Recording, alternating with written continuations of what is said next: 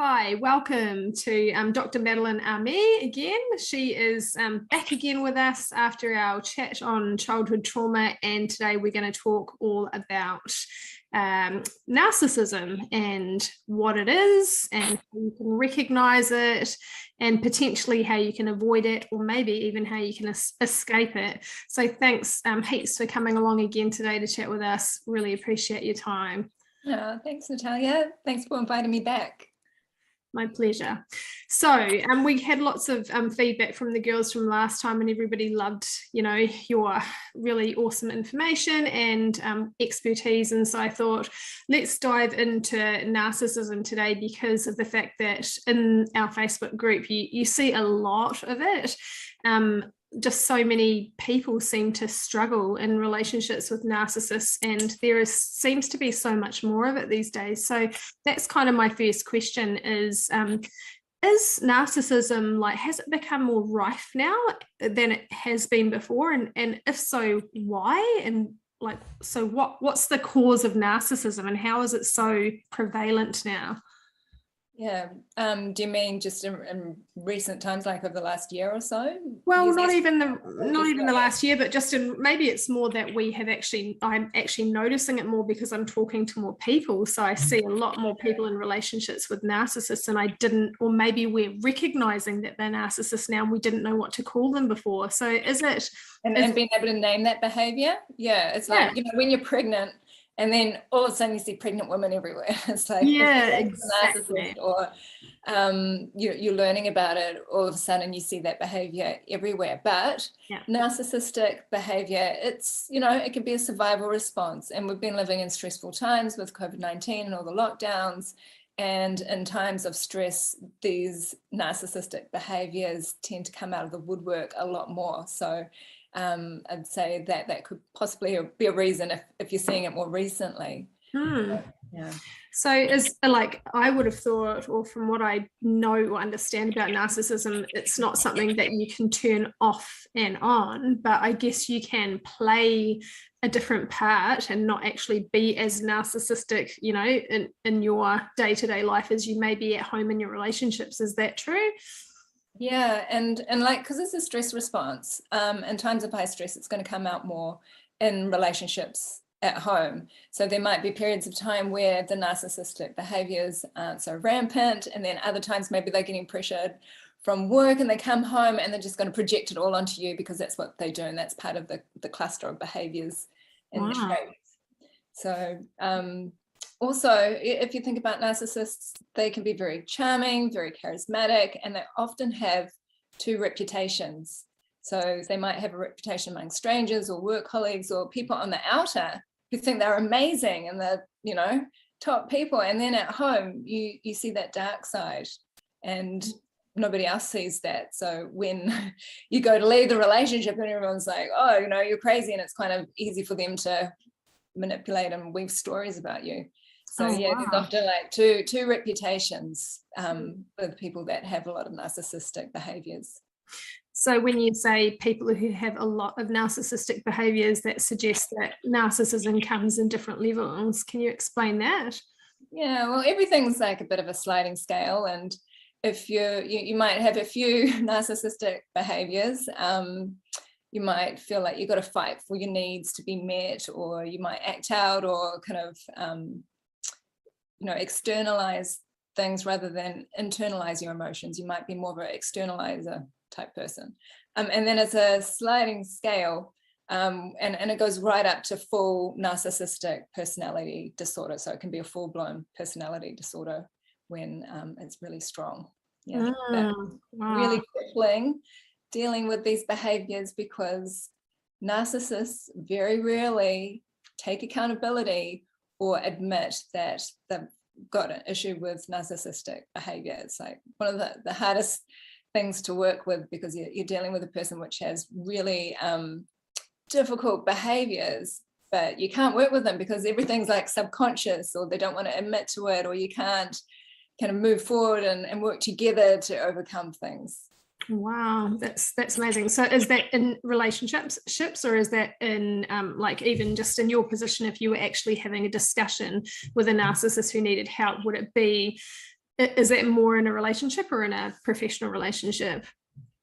Both, because they find it really difficult to take accountability and actually see what they're doing, because they're quite unconscious of their behavior a lot of the time. And so in therapy, they're probably not going to talk about those deep insecurities, because quite often with narcissism, underneath everything, there's a big sense of shame or humiliation or low self-esteem. And to combat that, it's like, I've got to constantly seek external validation and things outside of myself to make me feel good about myself.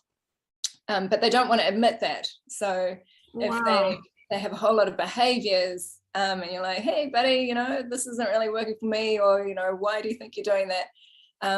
They'll quite often try and shift the blame, put it onto you, make it your problem, rather than admit that it might be a weakness inside themselves, because that's just going to crush their self-esteem and their ego, because their ego is so fragile. Wow. So they literally just can't, so they, even if they did think that they could have been to blame, they couldn't admit it. But like you said, narcissists, they don't really even know that they are narcissists. Is that accurate? Like, do they know that they are, or are they just in complete avoidance all the time? So they wouldn't be able to address their behavior because they wouldn't even acknowledge it. Yeah. And so they don't generally seek personal development or growth, or read the self-help books on narcissism, that kind of thing, as we might do, with other issues or problems in our lives. And we go, okay, well, maybe I need to work on myself and do that. But very rarely does that happen with narcissists or people with a lot of narcissistic behaviors. So because they're quite good play actors, and they like you said, they have to put up that screen because they have to appear to have nothing wrong with themselves.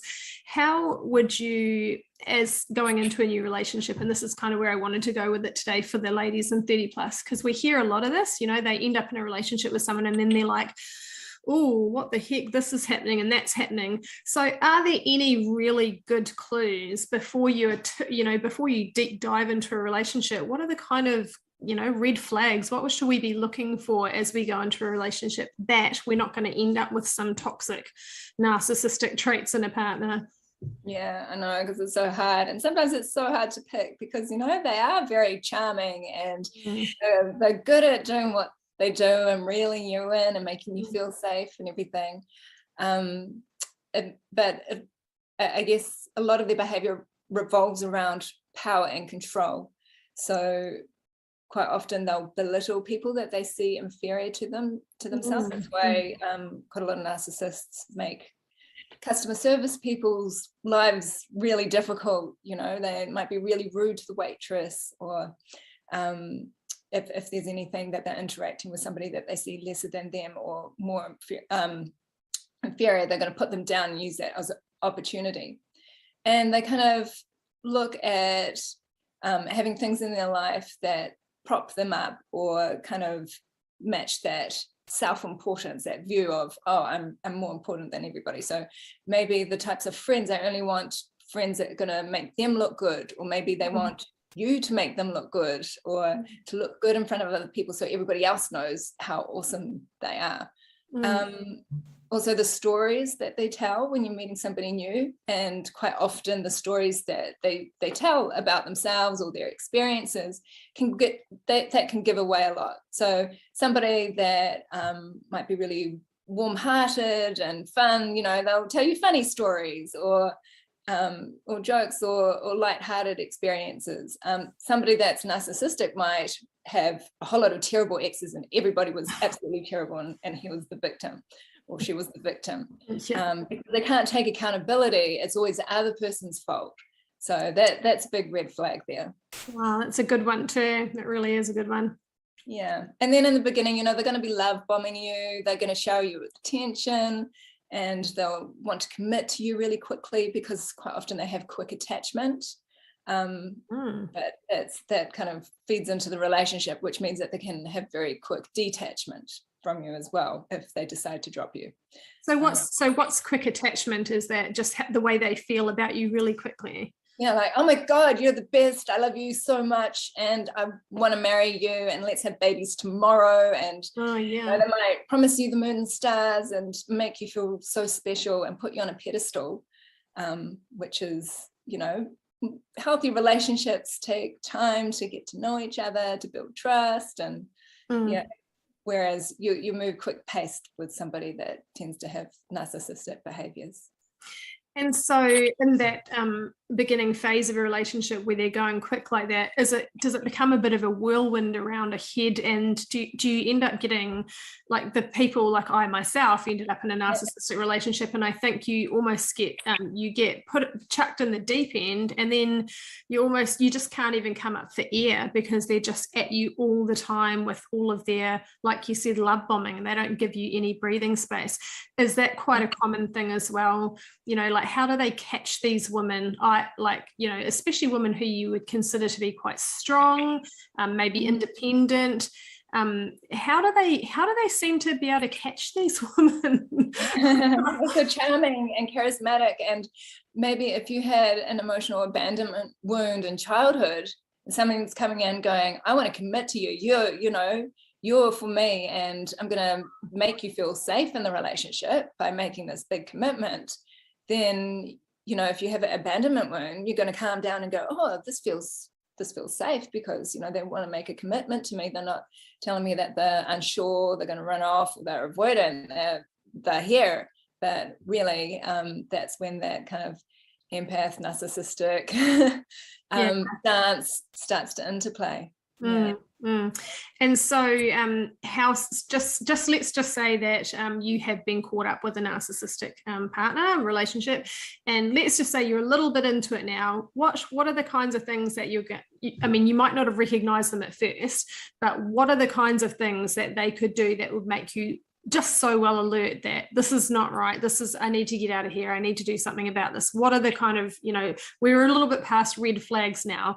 What are the actual things that they're doing that could alert you to the fact that this is not right? Yeah, well, not taking accountability. So that's the thing, you can't be responsible for yourself. So if you have disagreements in the relationship, then you can't work them out because the other person's not really willing to look at it. And quite often they'll blame you and put you down or be sarcastic to chip away at your self-esteem. So it's always your problem, or you find yourself, you're always in trouble, and maybe you're really empathetic and you want to make things right and you want them to feel okay. So you just think about their needs and wants in the relationship. But really what they're doing is they're just emotionally projecting onto you. So it's not really got anything to do with you and what you're doing. It's more about their insecurities that they're projecting onto you. That's why you get gaslighting when you go, hey, this isn't really working for me when you do this. And it's like, what are you talking about? And then they make you the crazy one. And that you've brought up this unnecessary thing that they don't have to look at. So it's like you don't have any room to be able to improve and grow in the relationship because you just are always hitting a wall. And the other thing that they do is like the silent treatment. So then they withdraw their love. So you've been love bombed, and then that makes you have this false sense of safety. And then they take it away really quickly if they think that you've done something wrong. It could be like the slightest thing. And then all of a sudden you're walking on eggshells and you're starting to doubt yourself. And gradually over time, it tends to get worse and worse. So those are things to look out for. Oh, it's so horrible. And I mean, I'm reflecting back now because I've, come all the way through that. I'm several years out of that, but I'm just listening to what you're saying. And it's almost like I wish that there had been something for me back then. Like I knew this is really, really wrong. This feels really, really bad. But like you said, they mess with your head. They push you away and then they draw you back in. And it's like you're constantly in and out of feeling that abandonment, or you're like trying to prove that you're not the bad person that they're making you feel like you are, or making you out to be. So you're like trying to make them see you as this, the person that you are, and they just don't, it just doesn't work. They just don't want you to feel good about yourself, or they don't even want you to feel secure. But I wish that I'd had some kind of resources or some kind of understanding as to what narcissism is like, and So just one question quickly before we unpack this a little bit more, but can you actually successfully be in a relationship with a narcissist, or do you have to, if you're in a relationship with a narcissist, do you have to just constantly be dancing around their personality for your whole entire relationship? Is there any way to actually be in a successful relationship with a narcissist? Yeah, that's a really tricky one, isn't it? And I wouldn't suggest dancing around somebody's personality for the rest of the relationship. That doesn't sound like a fun time. Not at all. And you know, everybody's situation is different, and you know, we love these people, but if you can get in your mind the difference between, you know, love and behavior, we don't have to love their behavior, and we don't have to love that behavior for us. So if you do choose to remain in that relationship, it would be doing your best to equip yourself with some self-protective behaviors, make sure that you're getting nurturing, and make sure that you have really strong boundaries, because narcissists don't really respect boundaries. They're like, oh yeah, you made a boundary, well, I'm just going to walk right over it. So it's more having boundaries with yourself. Okay, so like, I'm going to set a boundary, and I'm going to make sure that I maintain this boundary with you. So it's like you don't give in to them kind of trying to coerce you out of it. You stay strong within yourself. Yeah, and try to get out of that power struggle where you walk on eggshells. It really is a power struggle too, isn't it? It's like, it's never just, there's nothing relaxed about relationships with narcissists. Like, it always is a game, isn't it? It's a constant game. So if you decide to stay in it, you've effectively said, I'm just going to stay in this game forever, but try and navigate my way as best as I can through it without being too hurt. Is that really accurate? Yeah, well, it's like they create a lot of drama and a lot of chaos, and it's trying not to get pulled and reeled into that chaos, which is quite difficult to master. Yeah. But the main advice that I'd have is just make sure that you're okay, and don't put yourself on the back burner. Make sure that you're putting a lot of goodness and nurturing into yourself, and practicing self-protective behaviors if you decide to be in the relationship. So what are some good examples of self-protective behavior? So thinking about behaviors that you don't find acceptable. So if there's going to be a narcissist is going to have some bad behaviors, there's going to be a consequence. So you're not going to allow them to do that or enable them in situations that you say, okay, well, if you're going to do this, then I'm not going to help you on that. Or you're going to give me the silent treatment. Well, if you're going to give me the silent treatment, you can go give me the silent treatment over here, because I'm not going to have a bar of it. I'm going to carry on with what I'm doing, so that, they're not rocking your boat all the time, which incredibly difficult, because, it's so crippling when you're in a relationship like this. Yeah.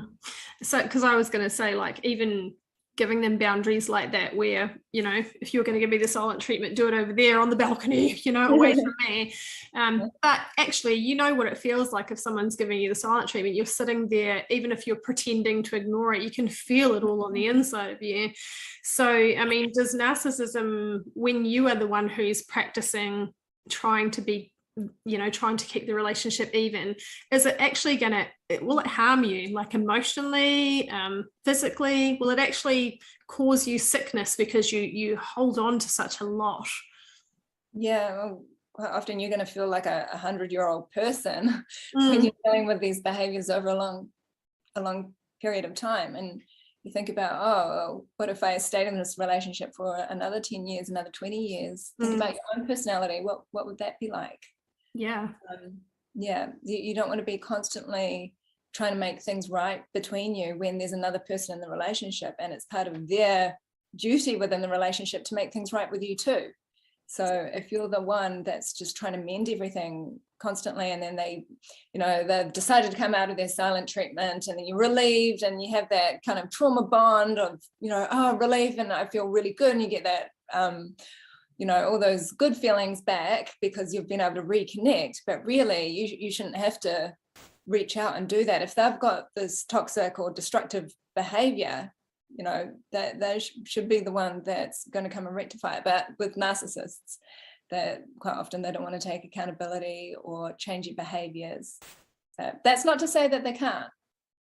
Really? Is that real? Like they actually can change their behavior if they want to? Well, anybody can. It's a choice, but are they going to make that choice? And if they recognize it as a bad behavior? Mm-hmm. And sometimes, when you're just dating somebody and you might go, oh yeah, you seem like you've had quite a lot of narcissistic behaviors in your past. Like maybe they're like, oh yeah, I cheated on all my girlfriends but I don't do that now. So, oh, okay, well, he's changed because he doesn't do that now. But does he really know the reason why he cheated on his girlfriends? And if he says something like, oh, I like the variety and it was fun, I had a good time, but I don't do that now. Well, he hasn't really got to the core issue here, that maybe he was feeling insecure and he felt compelled to do those things. And now he's kind of working on himself and feeling secure in himself that he doesn't have to do that and he can have a healthy relationship. So you want to ask a little bit deeper or try and figure out a little bit deeper. Well, do you know what the root cause is? Have you really worked on yourself? Do you really know what that means? Or are you just saying this because it sounds good? Yeah, exactly. And they are pretty good at the script, aren't they? Like they do know what to say and when and all that sort of thing as well. Tell me a little bit more about the trauma bond. What is that? That's like when, they're screwing with your attachment system. So we all got an attachment system, and that's part of our learning and development with our parents. When we grow up, when we're born, the first thing we do is cry because we need to get the attention of an adult to look after us and keep us safe. So it's just, it's ingrained in us biologically. And so as we grow older, and then attachment bonds are really important in relationships. And so the narcissist comes in with the love bombing. And like I said before, if you were feeling abandoned as a young person and their love bombing makes you feel falsely secure, you're going to form a strong attachment. And then over time, when things start to unravel, then the narcissist uses the silent treatment as a way of control and manipulation. And it sets off attachment alarm bells. And that's why it can be so hard to deal with and cause so much pain and anxiety, because it's messing with all your attachment. Wow, it's massive. So I feel like with my experience with a narcissistic relationship, I feel like it was the hardest relationship I'd ever been in, but it was also the hardest relationship to leave. And to do with that trauma bond, it's a good word now. I can actually put a name to the feelings, but there are also the relationship is so incredibly exciting because there's such high highs, but then there's such extreme low lows, and it's almost like you get addicted to the drama, and then a normal relationship feels so dull. So explain that, and how do we get, is there a way to get out of that, or is that just how do you resolve that? Yeah. I know, it's like a roller coaster. And they feel like a poker machine, but then maybe you got a payout in the beginning and you got a lot of money from that poker machine, but after a while it gets harder and harder to get a payout. And that's like the relationship, like you say, it can be really addictive. And quite often we have the most chemistry with people that have behaviors which are familiar to us. So kind of the people that we grew up with would have similar behaviors. So if you had a narcissistic parent, chances are you're going to have more chemistry with a narcissistic partner. Wow. Because subconsciously we tend to seek healing in our relationships from old hurts. And so our brain goes, no, I want you to fix this hurt for me.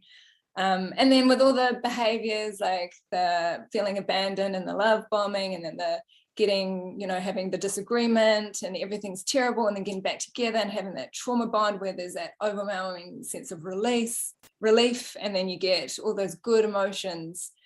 It can be so hard to step outside that and leave it. But, over time, if somebody is hurting you again and again, it's just like, eventually you're not going to have anything in your heart left, and you'll know it's time. Yeah. So to make that time as shorter time frame as possible to cause the least amount of damage possible. Is there something that we're missing when we go into relationships? Like you said, you know, if you've got childhood wounds or childhood trauma, you're going to have all these different, you know, things maybe that draw you into relationships like that or keep you in there.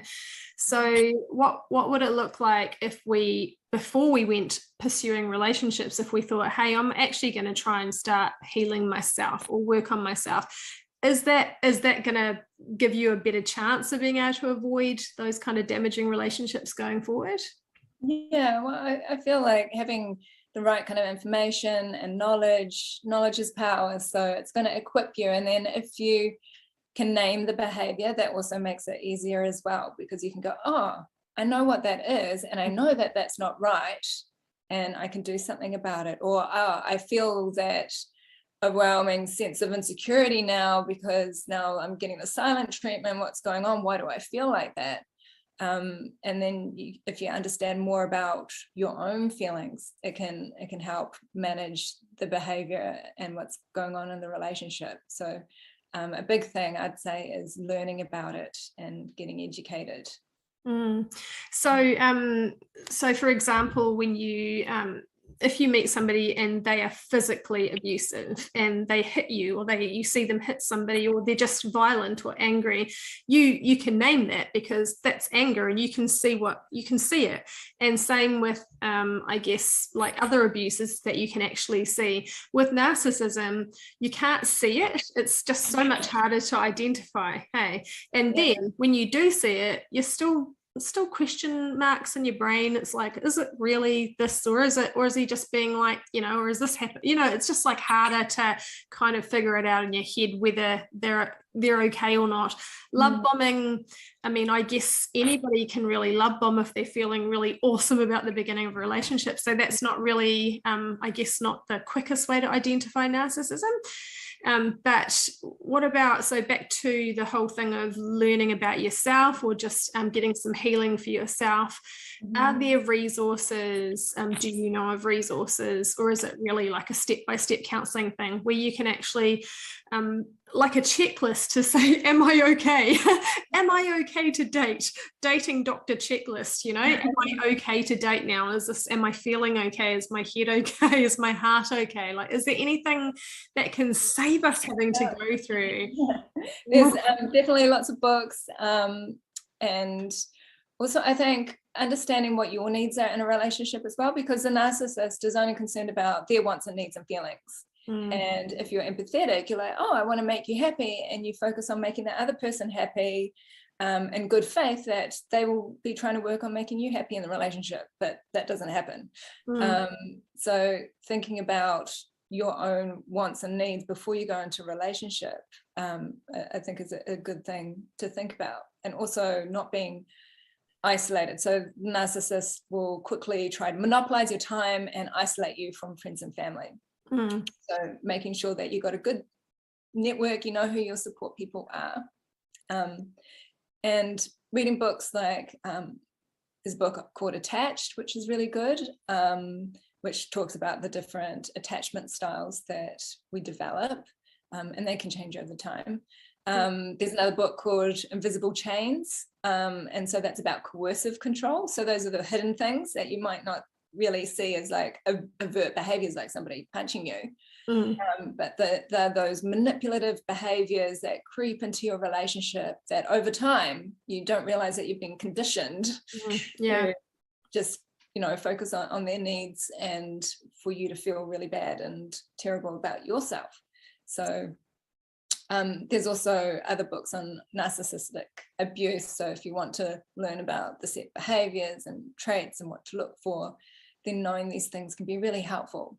Sometimes you can't help it. You're going to be in a relationship with a narcissist. You can name all those behaviors and you can't help yourself, because chemistry is going crazy, and sometimes you have to go for it to get out of it.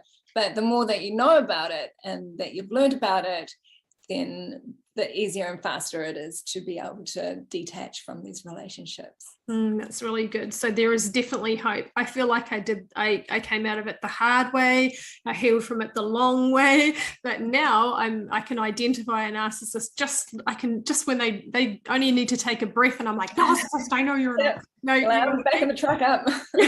Totally. So and I can identify it in men and women now. So I guess I'm like, my radar's right on now, because I don't want to go through any of that kind of pain again.